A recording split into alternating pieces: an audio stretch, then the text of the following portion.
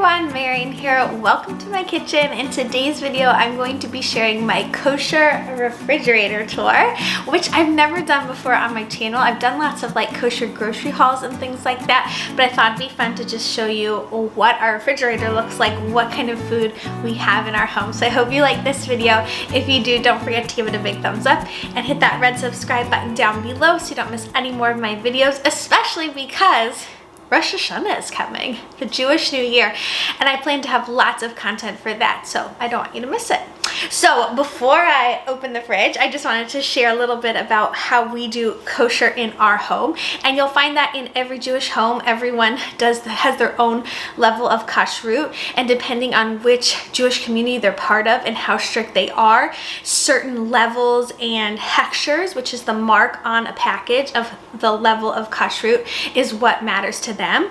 But I think in general, the philosophy is that we care and we want to be thoughtful about what comes into our home and what comes into our bodies. So that is the ethos and the values behind kashrut. But then from there, it can kind of spiral into a really detailed deep dive on what it means to be kosher. And a lot of it is controlled by these hechshering authorities. So I'm not going to get into all of that. But in our home, I say we keep kosher style, which means that you will see things in my refrigerator that don't have the kosher stamp or don't have a specific kind of kosher stamp that other families might look for, but you won't see things that are inherently unkosher like bacon, shrimp, those kind of products. So yeah, let's jump in to the refrigerator tour. Come on over. It is pretty clean at the moment, obviously. And what I will say is, I know you're like, come on, just open the door.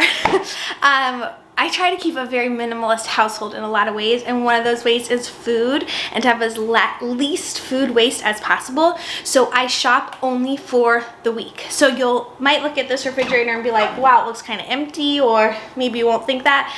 We're a family of 4 and 5 to come, but yeah, I only shop for 1 week. So at the end of that week, the fridge is pretty much empty.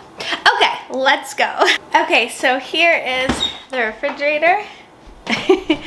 And let me show you guys. I was gonna take the camera off so you can see what's inside, and I will walk you through it. So first off, I have, I try to be organized in my refrigerator, and I have labeled most of the sections.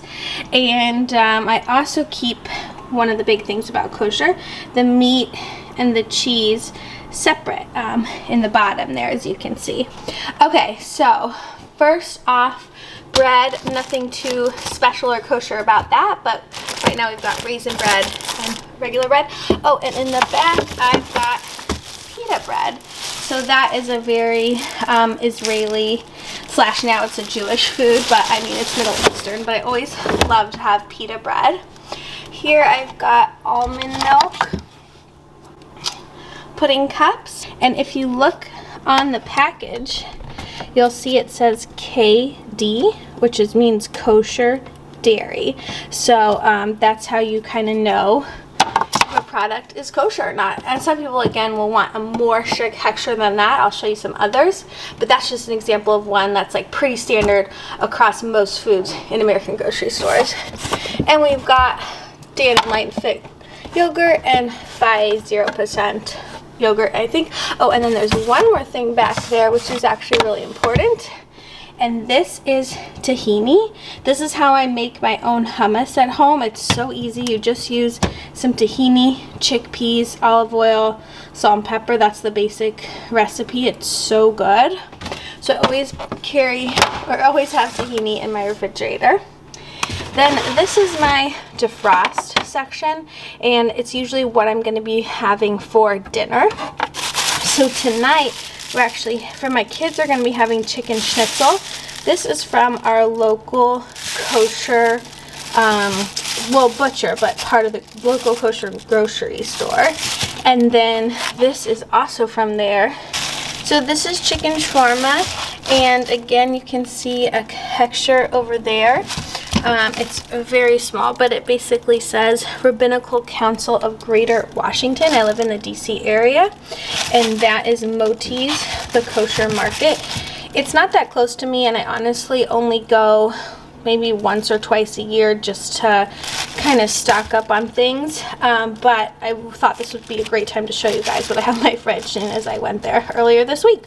So this is again an Israeli dish. We'll probably have it with the pita. It's just a flavoring on the chicken, and then the kids will have the schnitzel. Another thing I always have in my refrigerator, almost always, is a store-bought challah. I love to make challah on my own. We do bake our own challahs many weeks, but I always like to have one either in the fridge or freezer, just in case. And then fruit-wise, in terms of kosher fruit, it's just really important to wash your fruit and vegetables. And I actually love this bin. I'll take it out for a sec. From the Container Store, because inside it's got this little tray, so I'll always wash my fruit in vinegar and water solution when I get it, and then I'll just rinse it out, put it in there. Okay, and then we've got eggs, nothing too special there. Then over here I've got a few fun things to show you. These are all from this Moti's Market in the DC area. Noodle kogel is one of my favorite dishes. I think I have a recipe on my channel. If not, I will make one this year. But I think I already do. But it's so good. This is also marked pareve, which means it's neither dairy nor meat. So you can serve it with a meat meal or a dairy meal, which is really nice. Another kosher product are these arugula. These are actually vegan, and this is a really good, they're pareve as well because they're vegan obviously, so they don't have any dairy in them. And you wouldn't expect meat to be in arugula because they're chocolate cookies. But this is another example of a hechsher. In Hebrew it says pareva or parev, and then this is the authority that is keeping the kosher levels of this bakery. So that's another good example. This is some more fresh fruit from Moti's. These are grape leaves, which I really enjoy. I've got some Israeli olives actually, but they're in a container. And then this is my kids' favorite breakfast or snack. These are vegan Abe's muffins. They're so good. I don't have the rest of the label to show you the kosher level, but again, for us, like, it's inherently a kosher food. It's vegan, so I don't care if it has a kosher stamp on it or not. And then back there I just have extra butter and baking soda. And then here in the produce drawers, this is all our fruit.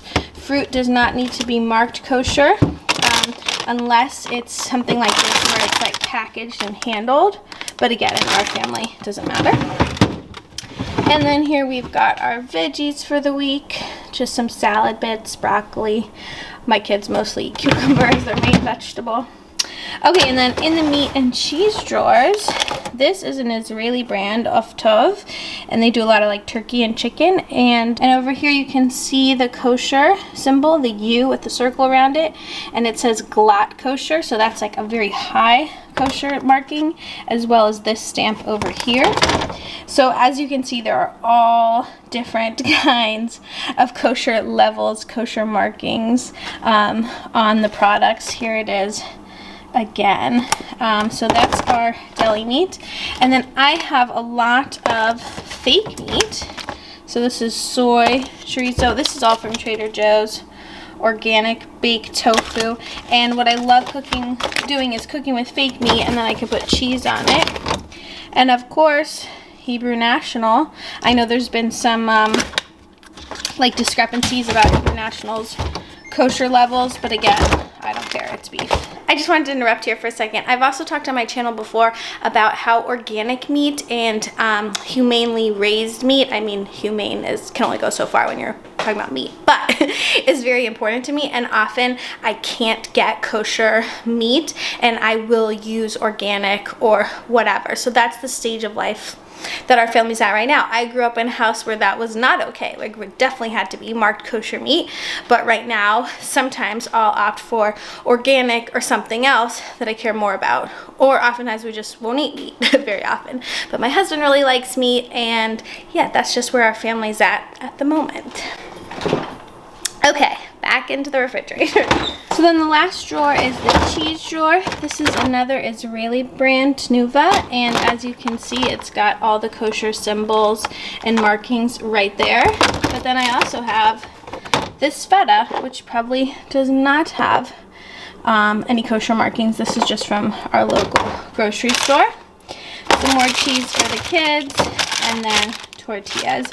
And that is the main section of the shelves. I'll just show you here. I always keep active dry yeast for when I make my challah. Baking soda, just to keep the fridge smelling nice. This is an Israeli chocolate. The brand is Elite. They're very popular, and there's their little kosher stamp. My favorite juice, it's South African. It's so good, also kosher. And these Libers is another kosher brand. These are so good. They're like my new obsession, and I love them cold in the refrigerator. And then here I've just got condiments and sauces. Nothing too exciting. One thing you'll see in a lot of those homes is margarine. This is butter, but you will see non-dairy or parve margarine, so you could have it with a meat meal. I don't have any right now, but just something to look out for. So that's it. So that is my kosher style refrigerator tour. I hope you guys enjoyed this video. Let me know if I can answer any questions you have about kashrut, or let me know how you guys do it in your home. I'd love to hear more. Give this video a thumbs up if you like it. Hit that red subscribe button down below, and I'll see you in the next one. Bye.